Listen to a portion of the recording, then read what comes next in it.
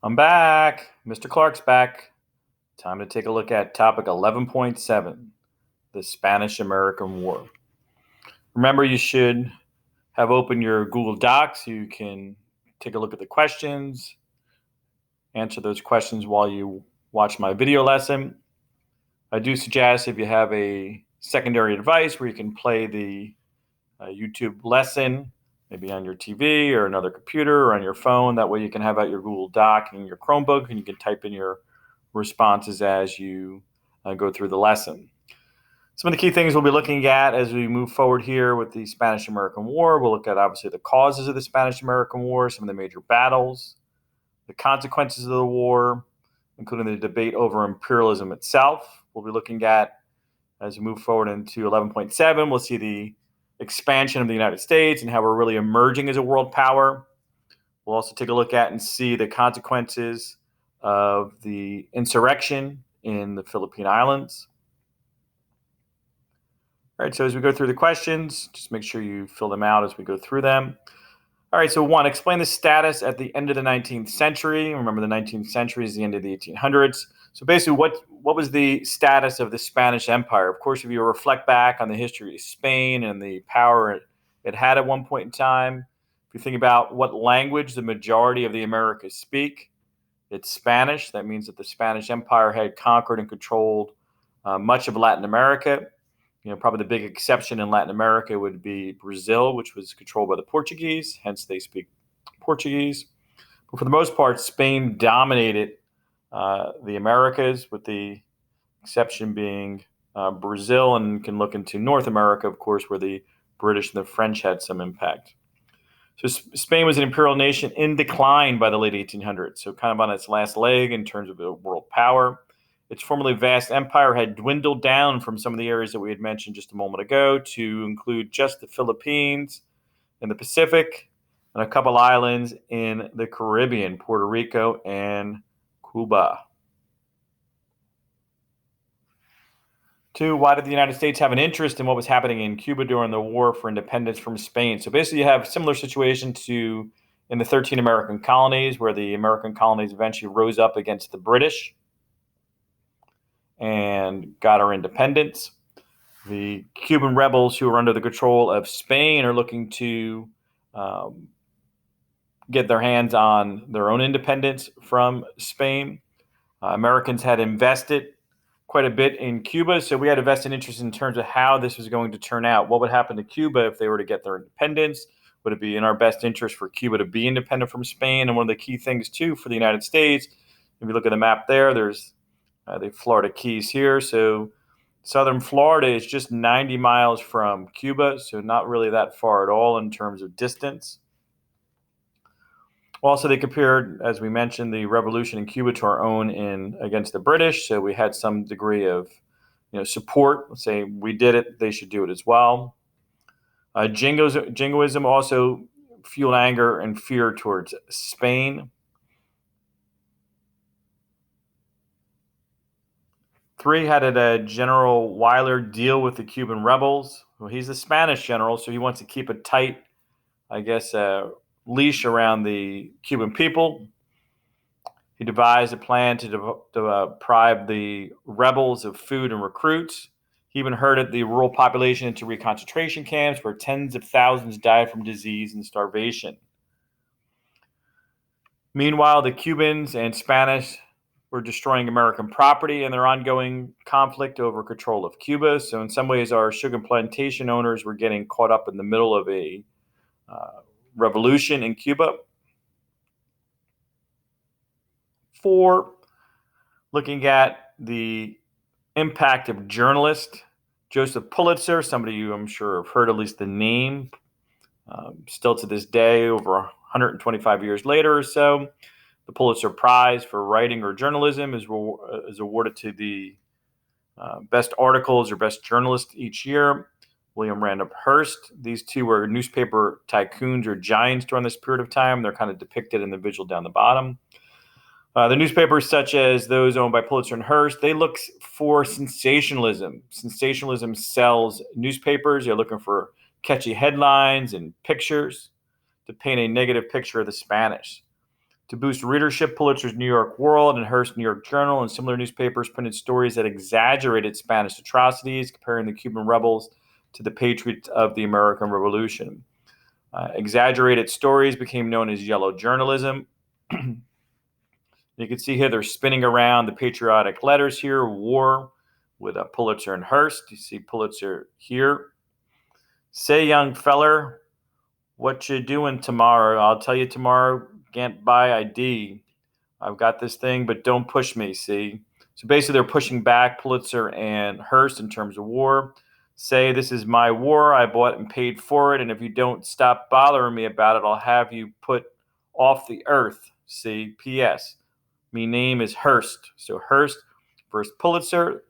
So basically they're fighting for the headlines in the newspapers and for selling the newspapers itself. So who could sell more papers, be more successful? You can see some of the other letters of journalism kind of in the background there as they're kind of spinning around the letters.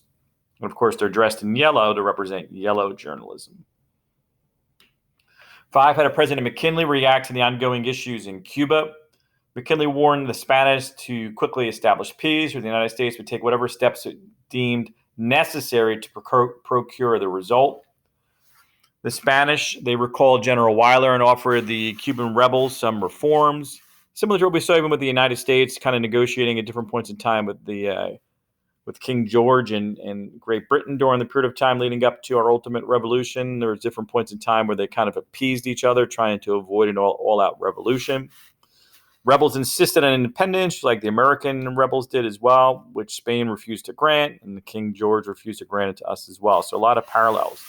McKinley was concerned about safety, especially for American sugar plantation owners in Cuba, so he ordered the U.S. battleship Maine to Havana Harbor to protect American citizens in Cuba. What happened to the USS Maine? Just off the coast of Cuba and Havana Harbor. Well, we can see the painting below there. USS Maine exploded in Havana Harbor. Of the 350 officers and crew on board, 266 died. The yellow press, meaning Pulitzer and Hearst, were excited to print big, bold headlines in their newspapers. One journal headline even indicated and declared war, ? Sure. So for them, the war would be a profitable thing for them. They even put up these sensational headlines about a $50,000 reward for finding out who officially destroyed the Maine. Assistant Secretary of the Navy, Theodore Roosevelt, convinced the explosion of the warship was not an accident. Now, McKinley was a little bit more cautious than Theodore Roosevelt. President McKinley did not ask Congress to declare war just yet. He ordered a special naval board of inquiry to investigate the cause of the explosion. The board concluded that a mine had destroyed the battleship. This Spanish had placed mines in the Havana Harbor. Years later, a follow-up investigation kind of raised some doubts about the naval board's findings. So one of those things in history that we're not 100% certain the outcome. 8, how did the American public react to the destruction of the USS Maine? How did this public reaction impact McKinley? Americans began pounding their fists, demanding war. The rallying cry at this point in time, remember the Maine, meaning the ship that was destroyed on April 11th, 1898. McKinley asked Congress for the authority to use force against Spain to end the fighting in Cuba in the name of humanity, in the name of civilization, on behalf of an endangered American interest. You can see a little visual here. Remember the Maine. Also, 2, they're saying, do not forget the starving Cubans who the Spanish were putting into those reconcentration camps. So this is an emaciated young Cuban there, another one passing away or near death here. And there's the USS Maine and the ship. Where did the United States strike first on May 1st, 1898? Well, we can see on the left side there, we see the campaign in the Philippines. That's a Spanish-controlled country or island nation. You can see the American fleet there under Commodore George Dewey. You can see him arriving, kind of deploying from Hong Kong in China, landing here at Manila. destroying the Spanish fleet on the 1st of May, 1898. Simultaneously, at around the same time, American forces are moving in and around and approaching now, eventually, Cuba. And one of the reasons why the Spanish are defeated in the Philippines is they actually expected us to attack first in Cuba, and we kind of surprised them in the Philippines. 10. Why was the United States able to defeat the Spanish in the Philippines so easily? What other events led to the victory? At the same time the American Navy approached the Philippines, the Filipinos were fighting for independence from Spain, so the Spanish troops themselves were distracted. The United States worked with the Filipino troops under Emilio Aquino Aldo. Additionally, Commodore Dewey's Navy had the element of surprise when they came into Manila Bay and destroyed the Spanish force. What happened in Cuba in June of 1898? American troops landed in Cuba in June 1898. U.S. Marines captured Guantanamo Bay, which is ironically something we still control today.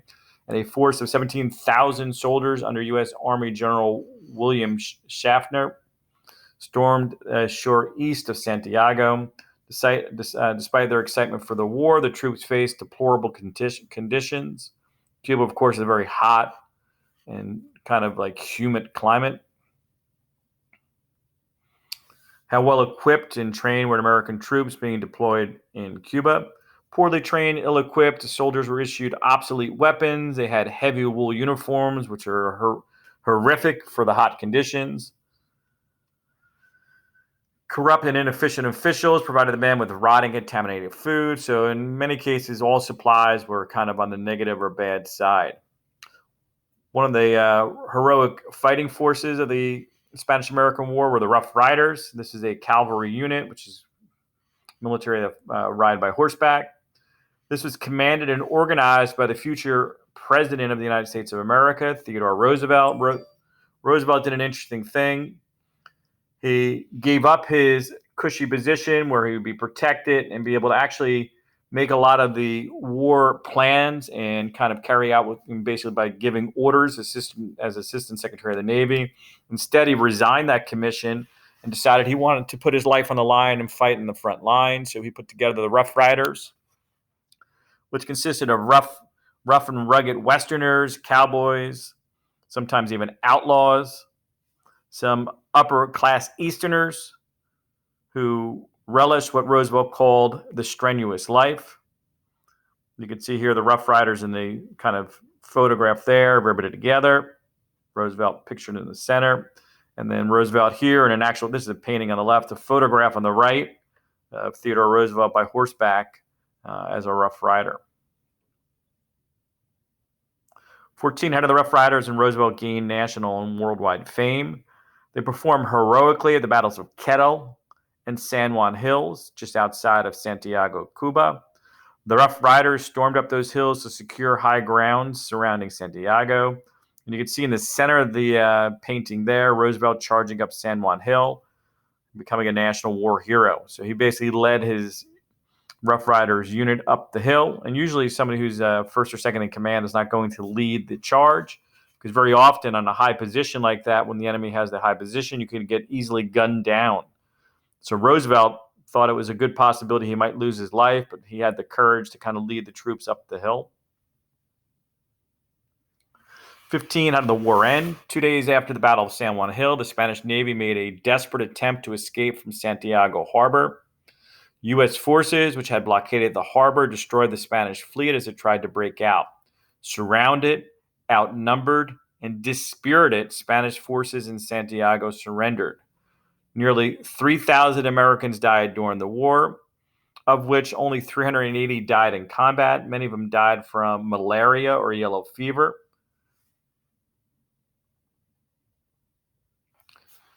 '16, what were the terms of the Treaty of Paris?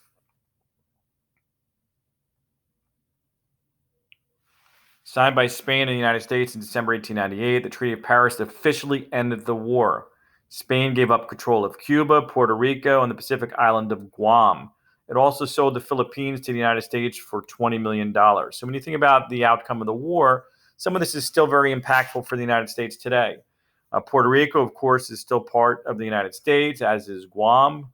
Both Puerto Rico and Guam vote in presidential elections. They don't have any electoral votes, but they do have the right to vote in those elections. Philippines was actually controlled by the United States for a long period of time. And even Cuba was a protectorate of the United States for a period of time. And then Guantanamo Bay, as we mentioned earlier, is still a naval base for the United States today. After the U.S. victory in the Spanish-American War, President McKinley said America had no choice but take them all and to educate the Filipinos and uplift them and civilize them. What does this quote reveal about McKinley and his attitude towards the Filipinos?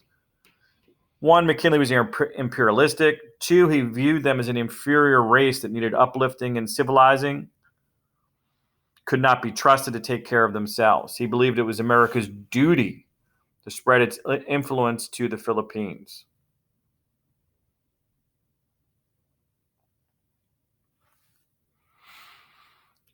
'18, why did some Americans oppose taking control of the Philippines? Americans like Mark Twain, the famous writer, William Jennings Bryan, the progressive and liberal and democratic candidate for president multiple times, believed that imperialism went against the principles America was founded on, such as freedom and democracy and self-determination.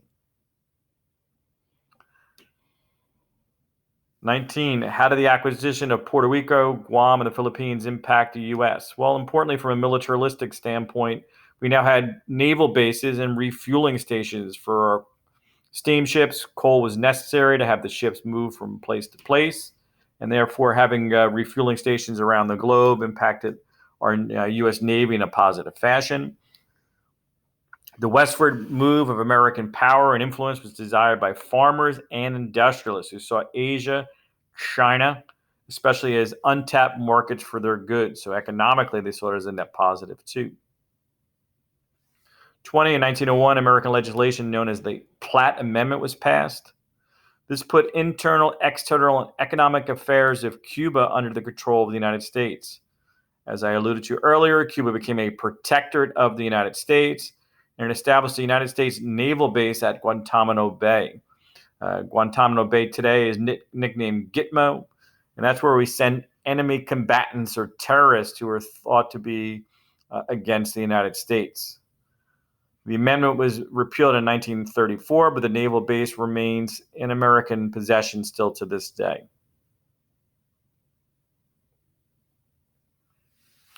21, a newspaper article quoted in the text explains the United States wanted the Philippines, but not the Filipinos. Why? Well, many Americans were prejudiced against the Filipinos. Once again, we had mentioned previously that the United States had a feeling of, I guess, the fact that they were superior to the Filipinos. However, they wanted the Philippines because strategically it was significant for trading in Asia.